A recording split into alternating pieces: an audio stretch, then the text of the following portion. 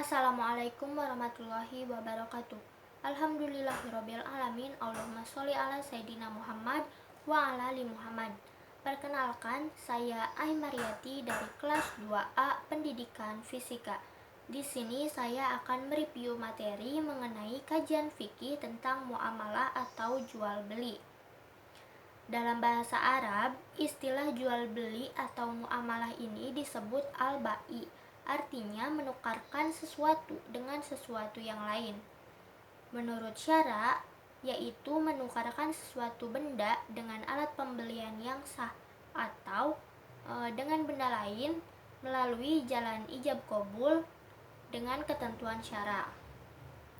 Sedangkan menurut istilah dibagi menjadi dua, yaitu dalam arti sempit dan dalam arti luas.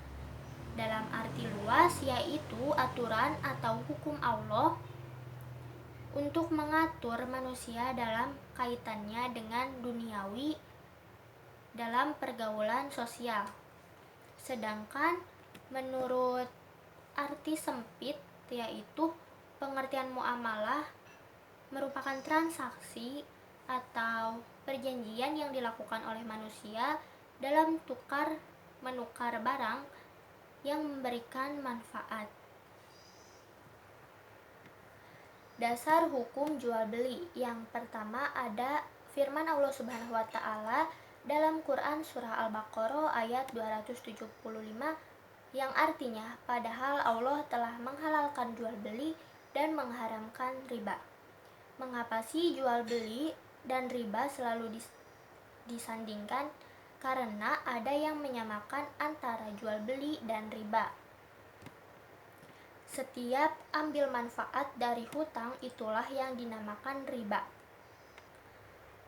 Rasul melaknat 4 golongan yang terlibat riba. Yang pertama, ada orang yang pemberi riba. Yang kedua, pemakan riba. Yang ketiga, pencatat riba. Yang keempat, saksi riba. Barang ribawi yang jelas yaitu emas dan perak.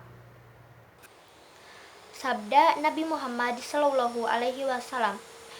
Pada suatu hari Nabi Muhammad SAW ditanya tentang pencarian yang baik. Lalu beliau menjawab yaitu seseorang bekerja dengan tangannya dan setiap jual beli yang mabrur.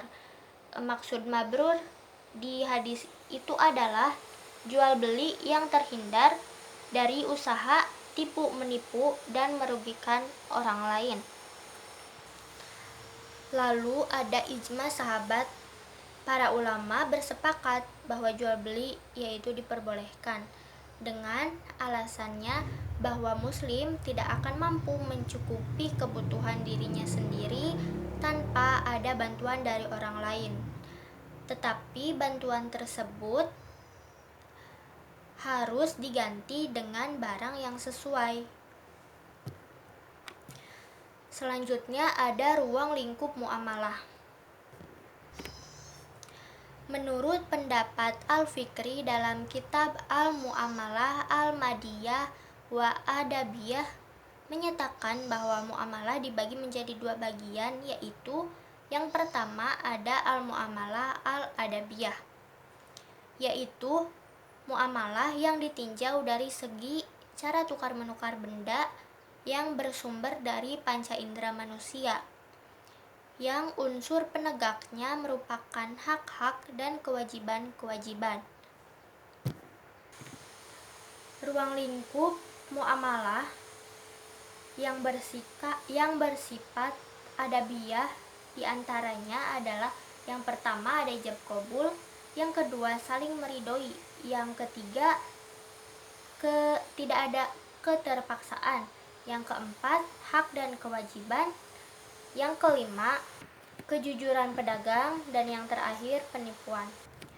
Yang kedua ada al-muamalah al-madiyah, yaitu muamalah yang mengkaji tentang objeknya, sehingga sebagian para ulama berpendapat bahwa muamalah al-madiyah adalah muamalah yang bersifat kebendaan karena Objek fikih muamalah adalah benda yang halal, haram, dan syubhat untuk diperjualbelikan.